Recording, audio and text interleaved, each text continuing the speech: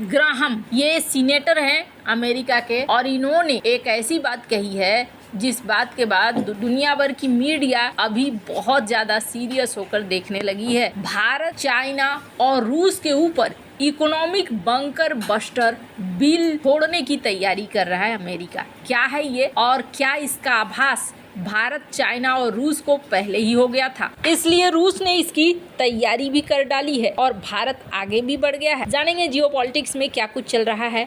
हमेशा की तरह वर्ल्ड मिरर के इस एपिसोड में जानने को मिलेगा बहुत कुछ। आइए जानते हैं इन खबरों को विस्तार से। भारत के आसपास ना घटनाक्रम बड़े तेजी से बदल रहे हैं। एक शख्स है जो इस वक्त बहुत खुश है, स्क्रीन पर आप देख सकते हैं वोलोदिमीर ज़ेलेंस्की को, और इन्होंने कहा है कि अमेरिका ने स्ट्राइक किया है ईरान के ऊपर, तो ये बहुत ज्यादा खुश हैं। क्यों खुश हैं? क्योंकि ईरान ने रूस की बड़ी मदद करी है इस युद्ध के समय में। इसका मतलब कल की डेट में अगर भारत और चाइना के ऊपर भी एक्शन होगा तो बहुत ज्यादा खुश होंगे वोलोदिमीर ज़ेलेंस्की। क्यों? क्योंकि चाइना और भारत ने भी डायरेक्ट न सही पर इनडायरेक्ट तौर पर रूस को मदद पहुंचाई है। भारत की बात करें तो भारत की कहानी अलग है। भारत ने कई बार पहले भी साफ किया है, पर अब अमेरिका के मन में कुछ और ही चल रहा है। लेकिन अमेरिका के द्वारा उठाया गया कदम क्या फिर अमेरिका को बहुत भारी पड़ने वाला है? आपके मन में ख्याल आ रहा होगा कि अच्छा, भारत और अमेरिका के बीच में तो कोई व्यापार डील फाइनल होने वाला था, वो व्यापार डील का क्या हुआ? अब तो जुलाई का 9 तारीख बहुत नजदीक आ रहा है। तो यहाँ आपको बता दूं, भारत और अमेरिका के बीच में जो व्यापारिक डील होने की बात थी वो अभी कहा जा रहा है कि अटक गया है। और अटक कहाँ पर गया है? भारत के एग्रीकल्चर सेक्टर में घुसना चाहता है अमेरिका। यानी अमेरिका को चाहिए सिर्फ और सिर्फ फायदा। अमेरिका अपने कुछ एग्रीकल्चर प्रोडक्ट पर टैरिफ कम करने की मांग कर रहा है, लेकिन भारत को ये मंजूर नहीं है। अमेरिका चाहता है कि भारत मक्का और सोयाबीन जैसे एग्रीकल्चर प्रोडक्ट पर टैरिफ में कमी लाए। भारत सरकार एक ऐसे समझौते के लिए तैयार नहीं है जिससे कि भारत की जनता को और किसानों को नुकसान हो। साथ ही जेनेटिकली मॉडिफाइड फूड को लेकर भी बहुत चिंताएं हैं। कहा जा रहा है कि इससे दोनों देशों के बीच बातचीत में रुकावट आ गई है। अगर 9 जुलाई तक कोई छोटा समझौता नहीं होता है तो भारतीय उद्योगों को अमेरिका में 26% तक टैक्स देना पड़ सकता है। भारत का कहना है कि ट्रम्प प्रशासन का 10% का बेसलाइन टैरिफ काफी नहीं है। ये टैरिफ तो सभी देशों के लिए है। बातचीत शुरू होने पर भारत सरकार चाहती थी कि टेक्सटाइल और चमड़े के सामान, दवाओं और कुछ इंजीनियरिंग के सामान, ऑटो पार्ट्स प्रोडक्ट पर कोई टैक्स न लगे। पर अमेरिका कहता है कि जल्दी से जल्दी ये समझौता कर लो, पर हम जीरो तुरंत नहीं करेंगे। अब भारत ये भी चाहता है कि हितों के साथ समझौता न हो और भविष्य में अमेरिका कोई टैक्स न लगा दे। तो यहाँ पर बात अटकी पड़ी है और अभी तनातनी है। भारत जेनेटिकली मॉडिफाइड प्रोडक्ट को नहीं चाहता है अपने बाजार में। अब इन सब के बीच में के एक सीनेटर हैं, ने एक बयान दिया है। बयान चर्चा का विषय बना हुआ है। मैं उनके वीडियो भी दिखलाऊंगी, पर उससे पहले आप ये समझ लीजिए कि राष्ट्रपति पुतिन ना बहुत दूरदर्शी है, बहुत दूर की सोच लेते हैं और दूर की सोचने के साथ साथ प्लान भी बना लेते हैं। अभी हाल में रूस ने एक इकोनॉमिक फोरम आयोजित किया था जिसमें बहुत सारे देश के पहुंचे हुए थे प्रतिनिधि। इंडोनेशिया के राष्ट्रपति भी पहुंचे थे। तो वहां पर उन्होंने सबके सामने एक बयान दिया था। मैं चाहती हूं कि उनके इस वीडियो को आप सुने। मैं पहले ही कह चुका हूं कि वैश्विक अर्थव्यवस्था में सबसे बड़े पैमाने पर परिवर्तन हो रहा है। विश्व समुदाय के देश अपनी क्षमता बढ़ा रहे हैं, शक्ति संतुलन और ग्रह की संपूर्ण आर्थिक तस्वीर बदल रहे हैं। उदाहरण के लिए, यदि 21वीं सदी के प्रारंभ में ब्रिक्स देश वैश्विक अर्थव्यवस्था का 5वां हिस्सा थे, तो आज स्थिति दूसरी है। यह पहले से ही वैश्विक अर्थव्यवस्था का 40% है। कहते हैं यह स्पष्ट तथ्य है।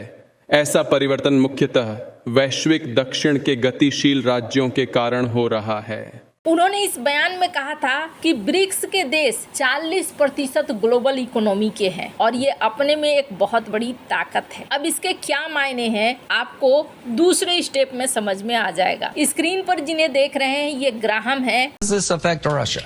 I've got 84 co-sponsors for a Russian sanctions bill that is an economic bunker buster against China, India, and Russia for their brutal invasion, Russia's brutal invasion of Ukraine. I think that bill's going to pass. We're going to give President a waiver It will be a tool in his toolbox to bring Putin to the table. It's time to vote on that bill? It's time to vote. Putin is getting worse, not better. Give the president a bunker buster tool economically to get Putin to the table. Putin is more aggressive, not less. It's time to change tactics when it comes to Putin. All right. Graham ने एक interview में बड़ा खुलासा किया है कि America के plan कुछ और हैं। अमेरिका के प्लान है रूस के ऊपर एक बड़ा प्रतिबंध बिल लाने के लिए, लेकिन इस बिल का असर भारत के ऊपर भी पड़ेगा और चाइना के ऊपर भी पड़ेगा। इन्होंने कहा कि इनके साथ 80 से ज्यादा सीनेटर्स हैं और ये बिल क्या होगा, ये बिल एक आर्थिक दबाव बढ़ाने वाला होगा। इन्होंने खुद से इस बात को कहा कि ये जो बिल है ये इकोनॉमिक बंकर बस्टर कहा जाएगा। बंकर बस्टर बम कुछ ऐसे होते हैं जो बंकरों को तबाह कर देते हैं। क्योंकि अमेरिका ने अभी बंकर बम गिराया है ईरान के ऊपर, इसलिए ये जो शब्द हैं बहुत ज्यादा अभी चर्चा में आए हैं। तो वैसा ही कुछ इकोनॉमिक बंकर बस्टर भारत और चाइना के ऊपर भी गिरेगा। क्यों? क्योंकि यहाँ पर एक नियम इन्होंने लाया है कि कोई देश अगर रूस के साथ व्यापार कर रहा है तो उसको 500% तक टैरिफ देना पड़ेगा, जिसका सीधा असर भारत पर भी पड़ेगा और चाइना पर भी। भारत जो यूक्रेन युद्ध शुरू होने के बाद से लगातार रूस से तेल खरीद रहा है। भारत ने पिछले महीने भी रूस से रिकॉर्ड मात्रा में तेल खरीदा है। हालांकि आपको बता दूं, भारत ने यूरोप को बेचा भी है। काफी हद तक यूरोप की इकोनॉमी संभल कर है या यूरोप धराशायी नहीं हुआ है, तो इसके पीछे कारण यही है कि भारत ने रूस से खरीदा और फिर यूरोप को बेचा भी। पर अब कहा जा रहा है कि अमेरिकी सीनेटर जिस बिल को लाने की तैयारी कर रहे हैं, रसिया एक्ट 2025, 2 दलों का बिल है जिसके पास होने की पूरी संभावना है। भारत के लिए भी ये बिल खतरनाक है जो रूस से तेल, गैस और यूरेनियम की आयात जारी रखता है। 500% तक टैरिफ लग जाएगा। अब सवाल ये उठता है कि ये क्यों कर रहे हैं? ट्रम्प चूंकि चुनाव में वादा करके आए थे कि एक दिन में रूस यूक्रेन का युद्ध समाप्त कर देंगे, लेकिन ऐसा सीन हुआ नहीं और अब ये काफी लंबा खिंच रहा है। पुतिन ने तो अपने इकोनॉमिक फोरम में ये भी कह दिया कि पूरा यूक्रेन ही हमारा है। तो ट्रम्प चाहते हैं कि उन्हें दबाव में लाया जाए और दबाव में लाने के लिए क्या करना होगा? इकोनॉमिक तौर पर प्रतिबंध लगाने होंगे। क्या भारत, रूस इस बात को पहले से ही समझ चुके हैं? अब ऐसा क्यों कहा जा रहा है? आपने नोटिस किया होगा, सरगेई लावारोव ने एक बयान दिया था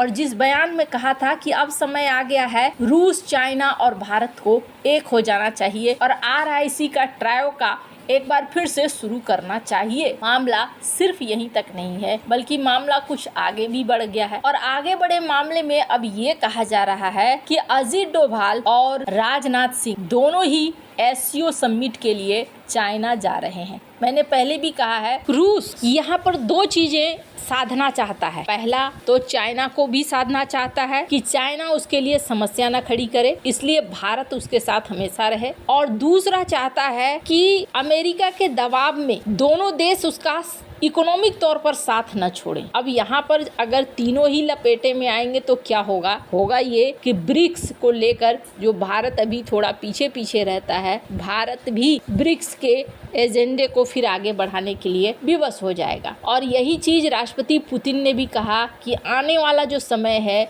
वो आने वाला समय ब्रिक्स का है। अगर G7 देशों की इकोनॉमी की बात करें और ब्रिक्स की बात करें तो दोनों में बड़ा अंतर है। तो ऐसा है कि कहीं अमेरिका को ये दाव उल्टा न पड़ जाए, ब्रिक्स की तरफ देश भागने न शुरू हो जाएं और जो आर्थिक तबाही अमेरिका लाना चाहता है, कहीं ऐसा न हो कि ये एक अवसर बनकर दुनिया के सामने आ जाए, भारत के भी सामने आ जाए। आपको क्या लगता है? इन सब मामले में आपकी क्या राय है? कमेंट कर जरूर बताएं। जल्द मिलते हैं अगले वीडियो में नई खबर के साथ।